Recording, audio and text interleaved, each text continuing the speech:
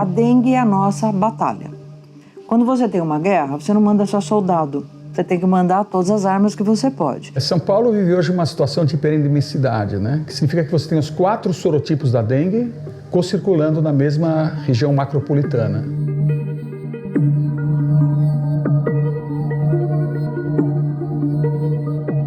A implicação da hiperendemicidade é o fato de que a gente vai ter uma mudança qualitativa, muito certamente, porque isso aconteceu em vários outros lugares do mundo, na interação entre os vírus e os humanos, né? Um quadro, como a gente viu no sudoeste da Ásia, é potencialmente bem mais complicado. Os casos mais graves acontecem porque você tem uma sucessão de sorotipos e você desenvolve uma imunidade contra um deles e depois é reinfectado por outro. Dependendo do tempo entre os 2 eventos de infecção, sua imunidade contra um sorotipo, na verdade, passa a ser algo negativo, porque vai potencializar a infecção pelo outro. Os mais jovens vão ser mais afetados. Em Bangkok, na Tailândia, por exemplo, no final da década de 80, começo da década de 90, você às vezes tinha 3.500, 4.000 crianças num turnover sendo diariamente nas áreas pediátricas dos hospitais. Quer dizer, isso é uma situação bem complicada. E muito provavelmente não é só São Paulo que tem hiperendemicidade, isso é uma realidade no Brasil inteiro. E a gente tem um projeto da FAPESP para estudar a evolução urbana de um surto de dengue. Tinha uma área de trabalho que envolvia Jundiaí e Guarujá, que eram 2 municípios que a gente tinha conseguido estabelecer uma relação boa. E ao mesmo tempo que a gente ia avaliando os pacientes, a gente podia saber se essa pessoa tinha o IgG, o IgM e o NS1. Ou seja, se ele está tendo o IgM, vai me indicar que ele está tendo uma infecção recente, porque tem um pico de IgM. O IgG vai me indicar se eu já fui antes infectado por alguma coisa. E o crucial é o NS1, porque na hora que eu vejo o NS1 nessa fita, eu sei que esse indivíduo está virêmico. Ou seja, se eu pegar aquele sangue agora, eu consigo sequenciar o vírus.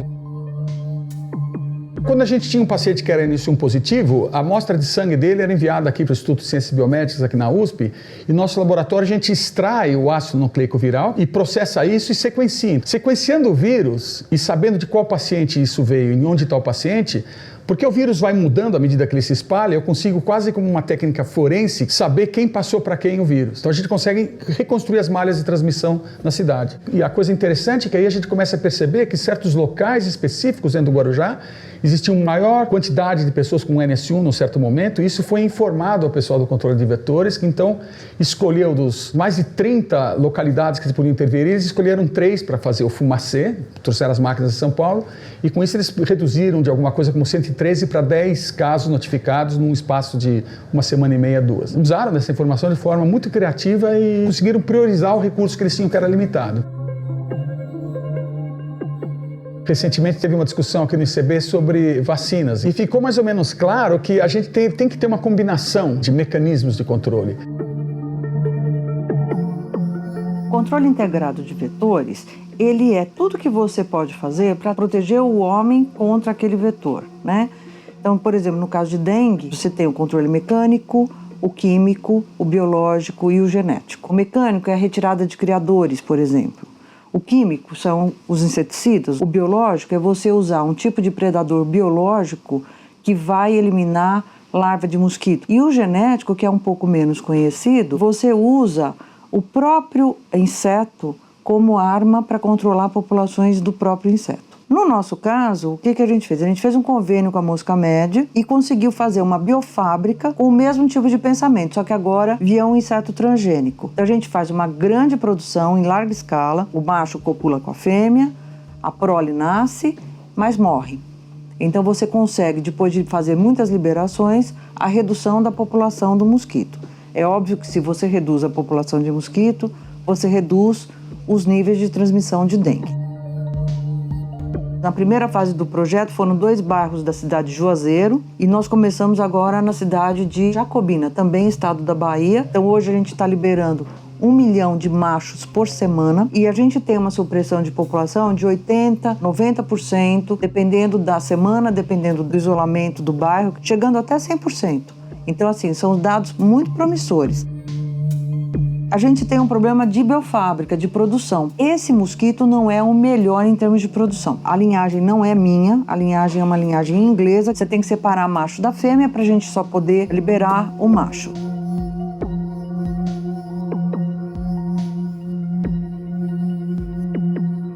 A nossa capacidade máxima de produção é de 4 milhões de machos por semana. Se a gente tiver um mosquito que só tem produção de macho, que é uma reversão sexual que a gente pode fazer, você passa essa produção para 15 milhões de machos por semana. Então a minha pesquisa, ela trabalha nessas duas pontas. A melhoria do produto, que é essa linhagem da Oxitec, né, da empresa inglesa, e a segunda parte, que seria uma introdução gênica, onde você combate agora o vírus. Então você reduz a população e você introduz um gene para combater o vírus. Você vai ter mosquito, mas esse mosquito ele vai ser resistente ao vírus da dengue. Então ele não transmite mais a doença.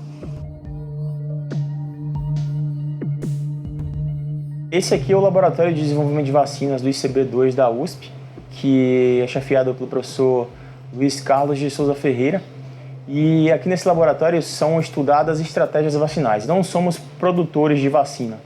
Especificamente para vacinas contra a dengue, nós temos trabalhado com vacinas chamadas de subunidades, onde a gente não usa o vírus inteiro, a gente usa fragmentos desses vírus, proteínas, e uma das proteínas onde a gente tem achado dados mais promissores são contra a proteína NS1 do vírus dengue. É uma estratégia promissora e inovadora porque é uma estratégia chamada de segunda geração. As estratégias vacinais de primeira geração utilizam o micróbio inteiro. Em geral, eles são enfraquecidos antes de serem utilizados como componentes vacinais. Mas, em alguns casos, acontece uma reversão desse enfraquecimento para a forma que induz doença. Ao se trabalhar somente com fragmentos do micróbio, proteínas do vírus, no caso do vírus dengue, nós praticamente eliminamos essa possibilidade de indução de doença. E nós temos 4 publicações em revistas internacionais mostrando que nós conseguimos induzir proteção em modelo animal utilizando a NS1 como um antígeno vacinal. As estratégias vacinais contra a dengue que estão mais avançadas são ainda baseadas nas estratégias chamadas de primeira geração. No caso da vacina da Sanofi Pasteur, aconteceu uma mistura genética entre o vírus da febre amarela e o vírus da dengue. Esse vírus é enfraquecido também geneticamente e ele induz uma resposta imunológica contra o vírus dengue. Infelizmente, nos testes clínicos que já foram publicados, a eficácia protetora ficou muito abaixo da esperada, especialmente contra o sorotipo 2 do vírus dengue, que, curiosamente, é o sorotipo mais agressivo. Ao contrário disso, a vacina que foi desenvolvida no NIAID e está sendo testada em humanos pelo Instituto Butantan é baseada somente em vírus dengue, não tem essa mistura genética entre vírus de diferentes espécies. Os padrões de resposta imunológica induzidos por essa vacina, eles são muito semelhantes aos que são induzidos em pessoas que foram infectadas, mas que conseguiram controlar a infecção pelo vírus dengue. Então, nós acreditamos que essa vacina que está sendo testada pelo Instituto Butantan tem grandes chances de dar certo e nós esperamos que os testes clínicos sejam concluídos o quanto antes para que essa vacina possa estar disponível para a população brasileira.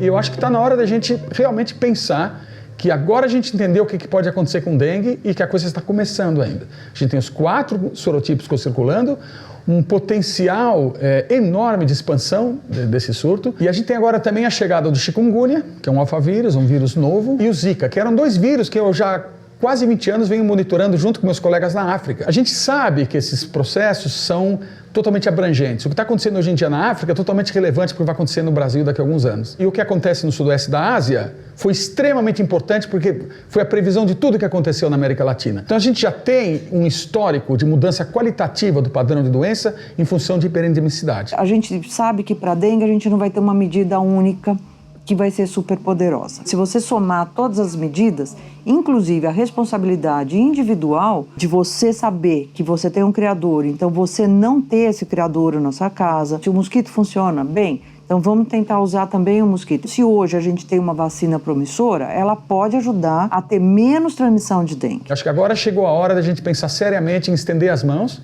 e fazer uma rede de interação, onde a gente vai ter a iniciativa privada, nós vamos ter a universidade e vamos ter o governo trabalhando junto. A gente não tem mais opção agora de escolher outra maneira. Está na hora de a gente dar o mesmo salto quântico que o vírus da dengue deu quando ele começou a circular.